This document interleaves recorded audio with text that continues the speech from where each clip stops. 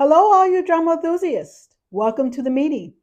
This is Angie's Drama Room, and I am your meeting host, Angie. And if you did not know what is Angie's Drama Room, I'd give you my thoughts, my commentary, my insights on Asian dramas that I have been watching lately. If you have not already, please hit that subscription button. Subscribe to my channel. I appreciate all the subscriptions I have gotten. And also hit the like button. Leave a comment. Let me know that you are tuning in and that you are enjoying Angie's Drama Room. So today we're going to be discussing Chinese contemporary, well, they are contemporary drama, but however, they're also a period piece dramas too. So it's period piece contemporary drama. So there are so many dramas that I have been watching in these last few weeks. I haven't since the last time I came before you with my last weekly roundup. So I'm going to have to break it up to between the Chinese dramas in part one, and then I'm going to talk about the Korean dramas in part two. So stay tuned for that. So, but today let's talk about Our Dazzling Days. We're going to be talking about Love Story in the 70s, and then we're going to talk about love. Now, Our Dazzling Days and the Love Story in the 70s, again, this is what we call a coming of age melodrama. It does have some, well, of course, the love story in the 70s love story, so it is a romantic drama, but however, it's more like a romantic melodramas. And it's coming of age. So it starts when the young youthfulness. Not necessarily starts in the youth, but there's young youthfulness. And with Our Dazzling Days, of course, we know this stars Johnny Wang as the male lead. And then the I'm not too familiar with the female lead, but however, this was Guan Zhao Tong. And then the second male lead, which is the best friend, is Wang Zi Chen. Now he was on um, the White Olive Tree, and then previous before that, it was the other drama with Winter something with Johnny Wong. So he did another drama with him. And of course, it was Su Qian. So coming up with that, I'll talk about that later. So he was on there. So with Our Dazzling Days, mm, it's actually not bad. I did start watching it. I watched it up until the 12th or the 13th episode. So what happened is it starts in 1990. So it starts in 1990. It starts when they were young, I guess elementary school age children. So they had to be, I believe, so it was 6 years, 10, around 10-ish. And it talks about his father. So Johnny Wong's his father. It talks about his father and how his mother left him. His father wasn't abusive in a way, but however, he kind of did hit him around here and there, which still is not right. But with Johnny Wong, he just knew how to deal with it, right? His character, he just knew how to deal with it. And so the father decided he wanted to live his life, and so took he had this woman, and so he moved away and left Johnny with his grandmother. I believe the grandmother is the father's mother. Left him with him, with her. And so now that's 1990. 6 years later, here we are in 1996. He's a sophomore in high school, and here we are.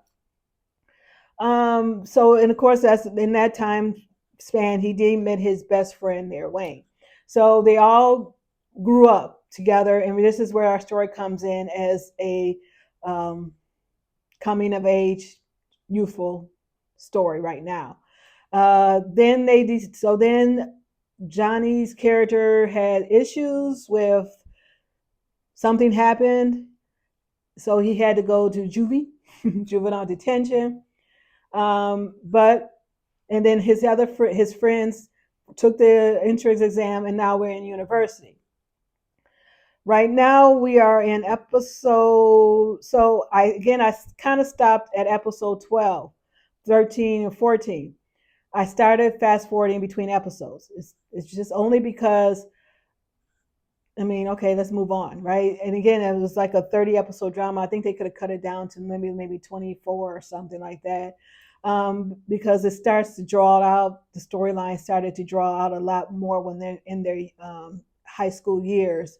So it didn't really thrill me as much. So I kind of fast forwarded. So, but again, some of the stories I really didn't care too much for. So I kind of fast forward the stories to see where it was going. And then I skipped. I did stop short of watching it. And then now I just skipped to episode 20. This one is on IQIYI. My app started to work again. And so once I did skip it, and then I said, okay, I know where we are here and establishing this point. I fast forwarded some more. I, fast forward the episodes. And so now I believe we're on episode 25, 26. It's completely finished airing. I just haven't skipped to the last episode yet. So it did completely finish airing. So there's still some things I wanted to know about. But again, it's very, after a point now where he is now, it's drawing this, it seems like they're drawing it out a little bit. It's focusing now on mental health, just like the White Olive Tree, but it's a little bit different. So they're focusing on mental health. It focuses on how his relationship happened with our female lead. She went off somewhere, and it was a lot of things. So he's basically, money was not an issue with him, even though he needed money to do things that he needed to do. But to him, it wasn't necessarily an issue. He kind of just survived as he goes along, and he wasn't greed when it comes to I need money, I make money. But when something happened, he needed money, but things happened after that. So it wasn't like he was always out trying to get that dollar. So that's one of the things about him. He's very street smart. If you like Johnny Wong, if you like any of the other leads here, it's very strong adult lead. Adults, they are very good in this one too. Then you will probably continue to win. Let's talk about the second coming of age that has just completely finished airing, excuse me, and that is Love Story in the 70s. This one was a 29 episode drama, and I didn't fast forward any of it. I watched each and every episode. This here it is. This is Su Qian. Remember, Su Qian did the drama with Johnny Wong. Let's see here. This, I think it was something Winter. Hold on one second. Love Song in Winter. So that was with Johnny Wong and Wang Chen. Now remember, Love Song in Winter. Johnny Wong and Wang Chen were rivals. But now in our Dazzling Days, they're best friends. And then Love Story in the 70s. And then this also started Arthur Chen as the male lead in here. I'm not too familiar too much. I looked at here and I saw where dramas that he's probably have been in, but it doesn't stand out to me too much of the dramas that he's been in. Let's take a look here. He has been in Lighter and Princess. I didn't see that though. And then, well, I think he was the male lead, right? He was the male lead in Lighter and Princess. He had a little different look though, right? And then the other one was, that's it. Yeah, that was the only one that was there. So Love Story in the 70s, again, is a coming of age drama. Actually started at their youth adult, so about maybe 20-ish, right? Um, it's it's again 1970s. Okay, so it's a period piece. The interesting about it, it's really actually interesting how it talks about how university was in the 70s, and also talks about how women were being were not necessarily treated, but how women were. So it was like a women type. Again, I think it's a female led because of this. And what happened is, in my understanding, don't quote me on this. It's just something that I've made remembered and I read about. During that time, the government shut down all the universities because of the curriculum of what they were teaching.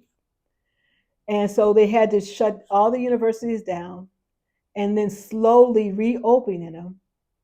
And then during that time, you only way you can go into the university is if somebody endorses you to go into it. And so our main character here is Su Qian, right, which is her real name, Fei. And so she wanted to get into university. She's been trying for the past 5 years to try to get into this university, but they never sponsor her. So it's basically sponsored, not necessarily recommendation, but also sponsoring her. So her company, which is like a textile factory in this little town that they live in, had to sponsor. And if they have the spots open, they will sponsor her. And she's been trying for the past 5 years to get in. So she's done things, but she thought it needed to in order to get in, because each year the director, which is a woman, told her, well, you need to do this. And then they told her, well, she said, I did it. Well, you need to do this. And so each year there was always a reason why she would not recommend her. And mostly because they didn't believe in her.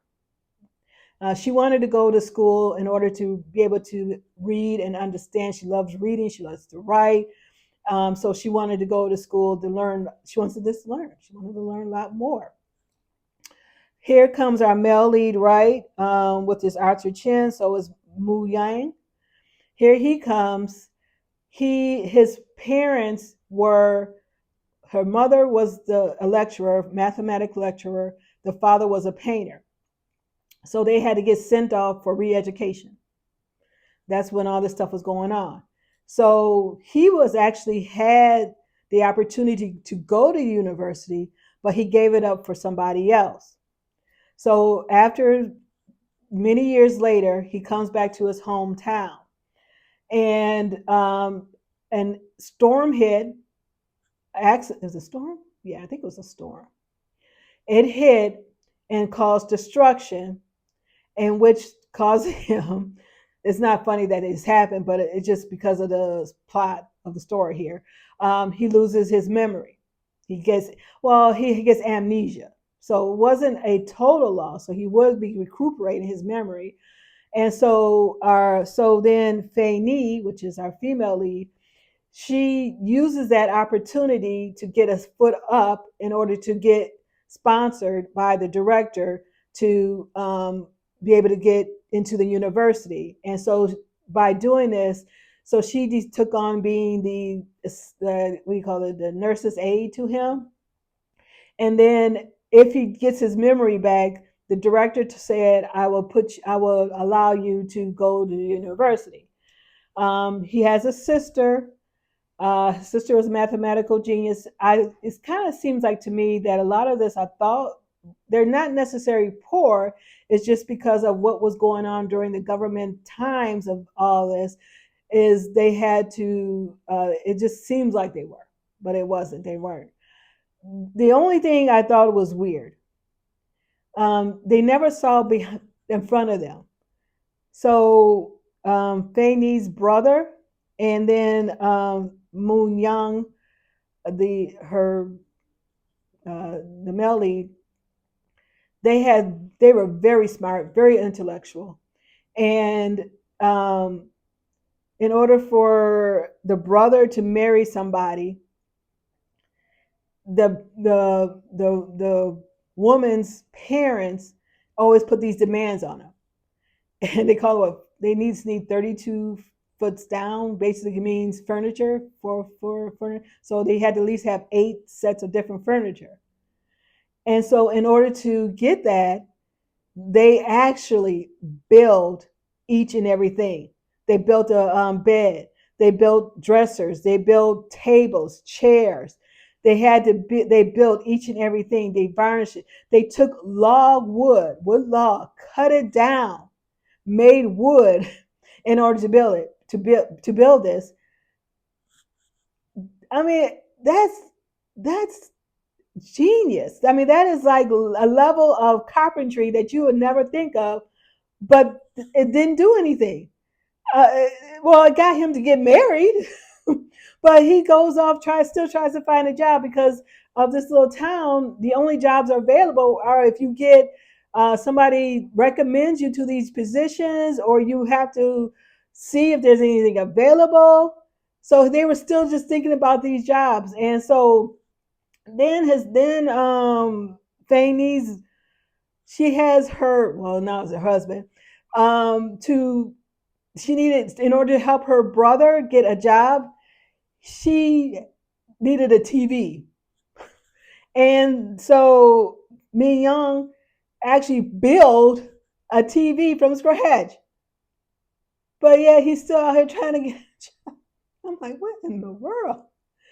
This is a level of genius, and this everything is, and yet she's smart herself.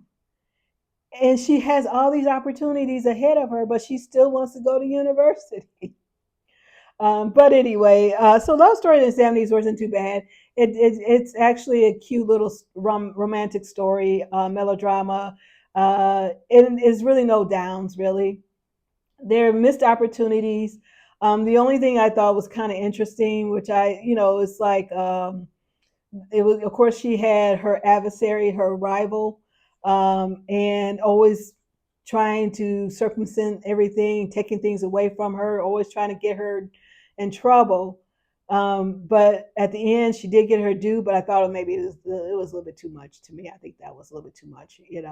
But again, I watched all 29 episodes from beginning to end, and it wasn't too bad. And again, if you like these type of shows, if you like the leads, the storytelling was actually pretty good. And I thought it was interesting again because of the whole situation that was going on in 1970. Sometimes I'm not too care too much for that, but this was actually pretty good. Let's talk about love. This one starred Liu Yu Ning, and the female lead was Wang Zi Wen.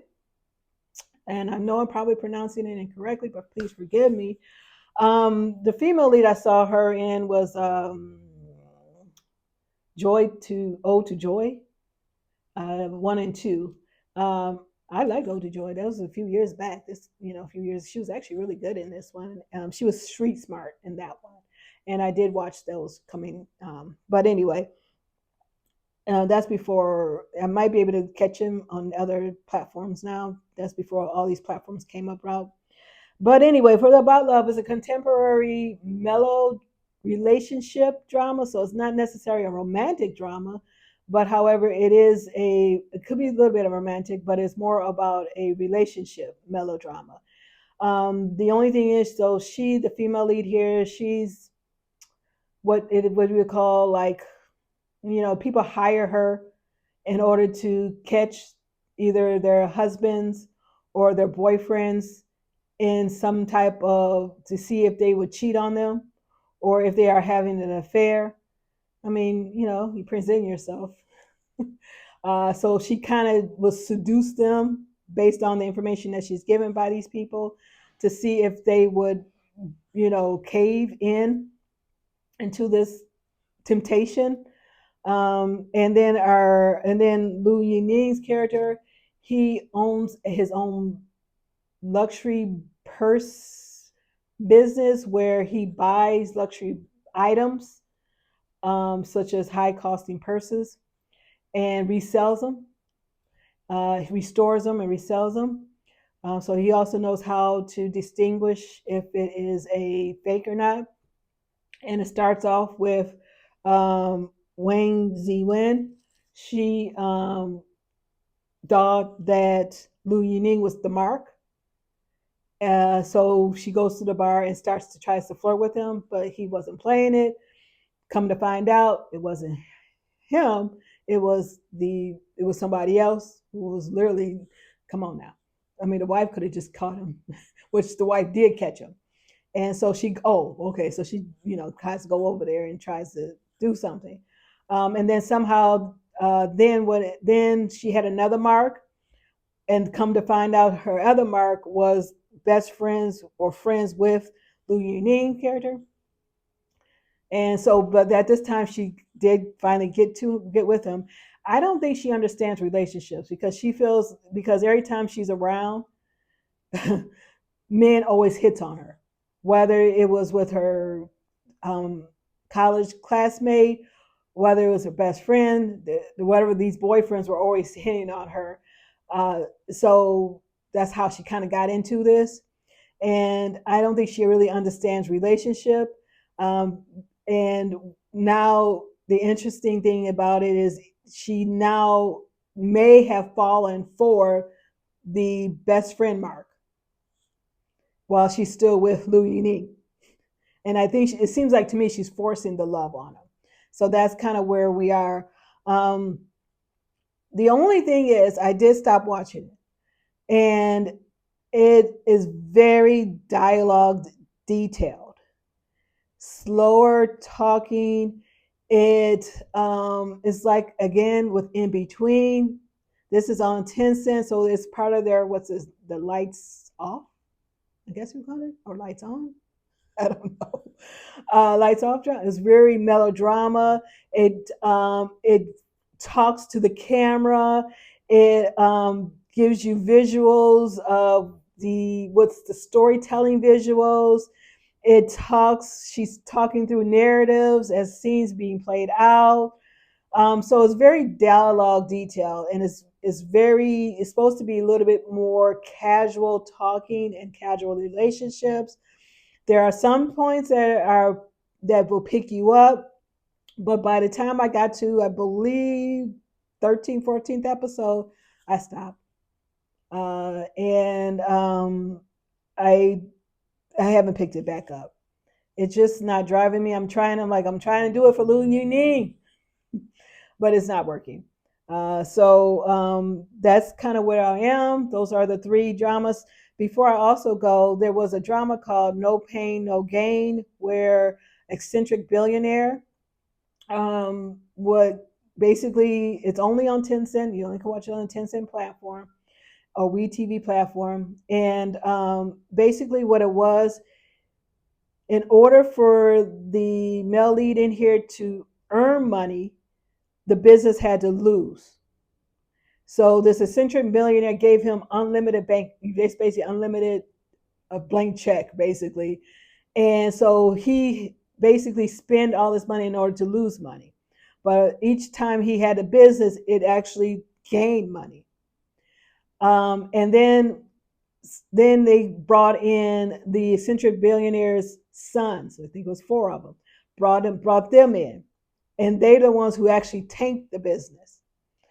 Now, the only thing about it is, it still did not explain the purpose or why he kind of did it. It touched on it, but it did not explain really what was going on.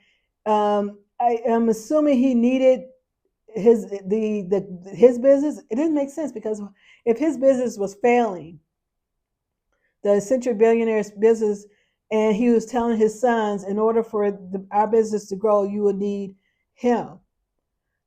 I don't know. It, again, on this one, I did skip a lot of episodes, and the only episodes I skipped was basically just going through the motions about trying to win or lose, and so I did find a part where they did try to get more into the explanation. That's where I said when it comes to they were finding the sons come in. That's where I kind of skipped after that. Um, it didn't make sense. And then he even asked again, why did he pick me? And the assistant said, I just gathered the information. He's the one who picked. I still don't know what was he thinking, why he picked him. So he didn't even know, still don't even know why he picked him. He even asked him why you picked me. And the explanation didn't make sense of what was going on. So it's just basically trying to give you some detail.